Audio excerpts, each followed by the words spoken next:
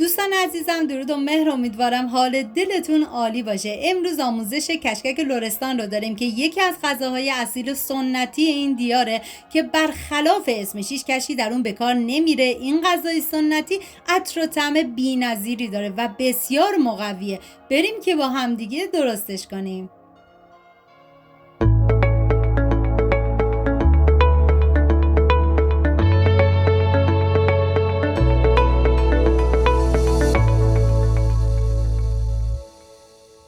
مواد لازم: لوبیا قرمز، گوشت گردن، گندم حلیم، شیره انگور، پیاز و ادویه هم شامل دارچین، نمک، فلفل سیاه، زردچوبه و پودر گشنیز هستش.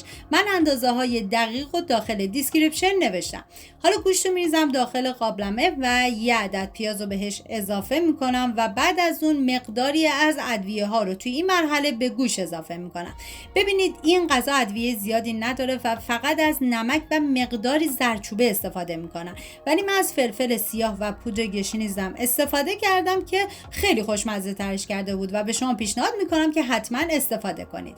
و حالا مقداری آب بهش اضافه میکنم و میذارم تا این گوشت کاملا بپزه و بهتون پیشنهاد میکنم که این کشکک لرستان رو درست کنید که یه غذای واقعا بی‌نظیر و خوشمزه بود. و لوبیا که از شب قبل من خیس کردم میریزم داخل قابلمه و بعد از اون مقداری آب بهش اضافه میکنم و میذارم تا لوبیا حالت نیم پز بشه.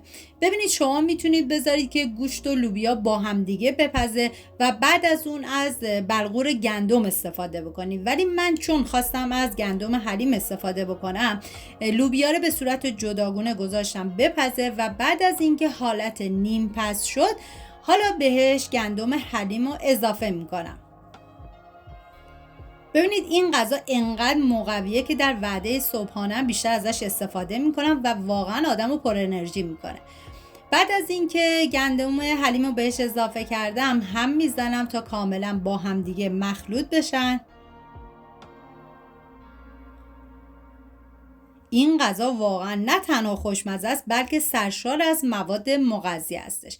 حالا من اینجا کاملا هم میزنم و بعد از اون دیگه میذارم تا گندم و لوبیا با هم دیگه کاملا بپزن. توی این فاصله ما نیاز به پیاز داریم که من پیازا رو به صورت اسلایسی ریزشون میکنم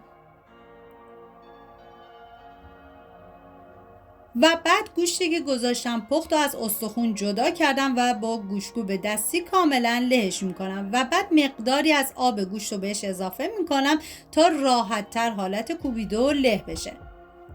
حالا ما این مواد آماده کردیم میذاریم کنار. داخل تاب من کره حیوانی ریختم. ببینید همیشه گفتم که برای غذاهای سنتی از روغن و کره حیوانی استفاده بشه بهتره، ولی برای این غذا حتما باید از روغن و کره حیوانی استفاده بشه، چون توی رسیپی اصلیشم تاکید شده بود که حتما از روغن حیوانی استفاده بشه. و حالا هم میزنم و میذارم تا پیاز کاملا سرخ بشه. بعد از اینکه پیاز سرخ شد حالا ادویه ها رو بهش اضافه میکنم: نمک،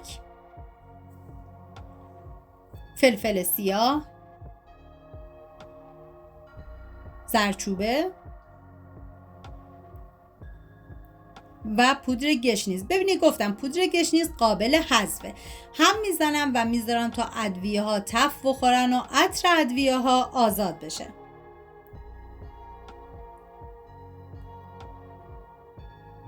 و دیگه اینجا آماده شد. پیاز داغ من زیر حرارت رو خاموش میکنم. میریم سراغ گندم و لوبیا که دیگه اینجا کاملا پخته شده و من دوباره یه هم میزنم و حالا گوشتایی که کاملا کوبیدم و له شد و به این مواد اضافه میکنم. ببینید نام دیگر این غذای خوشمزه حلیم قرمز هستش که به عنوان یک غذای پر انرژی و مغذی در گذشته استفاده میکردن و برای تقویت بدن در روزهای سرد و سخت بوده. حالا من اینجا هم میزنم تا کاملا همه مواد با هم دیگه مخلوط بشن و بعد از اون پیاز داغی که آماده کرده بودم و بهش اضافه میکنم. ببینید این غذا رو شما میتونید هم به صورت شیرین استفاده بکنید، هم میتونید که اصلا شیرین نباشه و نمکی استفاده کنید. چون سلیقه منم شیرین نبود، من شیره انگور رو در مرحله آخر برای تزیین ازش استفاده کردم که البته برای تزیینش هم باید استفاده بکنید. یعنی کسایی که میخوان شیرین باشه هم باید داخل این کشکک بریزن شیر انگور هم برای تزیینش، ولی من فقط برای تزیین استفاده کردم. هم میزنم تا همه مواد با هم دیگه مخلوط بشن و بعد از اون مقداری از آب گوشت ها رو تو این مرحله به مواد اضافه میکنم. ببینید کشکک لرستان نباید خیلی زیاد شل باشه نه خیلی سفت، تقریبا مثل همون حلیمه. و بعد از اون هم میزنم تا همه مواد با هم دیگه مخلوط بشن. زمان پخت این غذای خوشمزه تقریبا 3.5 ساعت تا 4 ساعت بود. و بعد از اون که هم زدم، حالا میذارم تا این مواد به مدت 20 دقیقه تا 25 دقیقه کاملا با هم دیگه بپزن و جا بیفتن.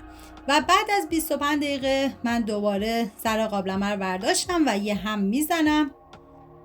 واقعا جای تک تک شما دوستان عزیز خالی.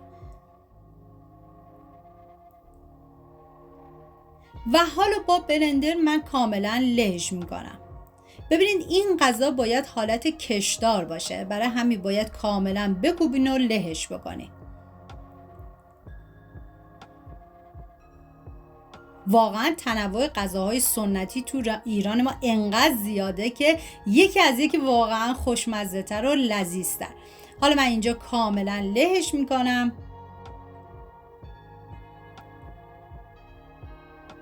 و بعد از اون یه هم میزنم.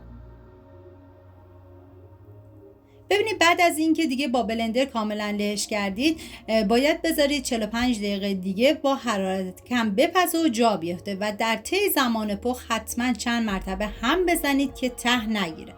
حالا من اینجا میذارم تا بپزه و جا بیفته و در 10 دقیقه آخر تو اون مرحله حالا ما باید دارچین رو بهش اضافه بکنیم. یعنی دارچینی که اضافه کردید 10 دقیقه بعدش دیگه کاملا غذای ما آماده است که من اینجا هم میزنم تا کاملا با هم دیگه مخلوط بشن.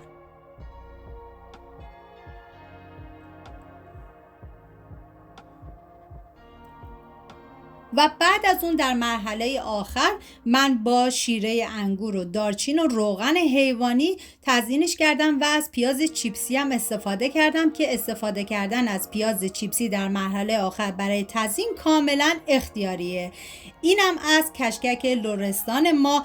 امیدوارم از این ویدیو خوشتون اومده باشه و این غذای خوشمزه رو درست کنید و در کنار عزیزانتون از خوردنش لذت ببرید. مرسی از همراهی همیشگیتون. تا یه خوشمزه دیگر، بدرود.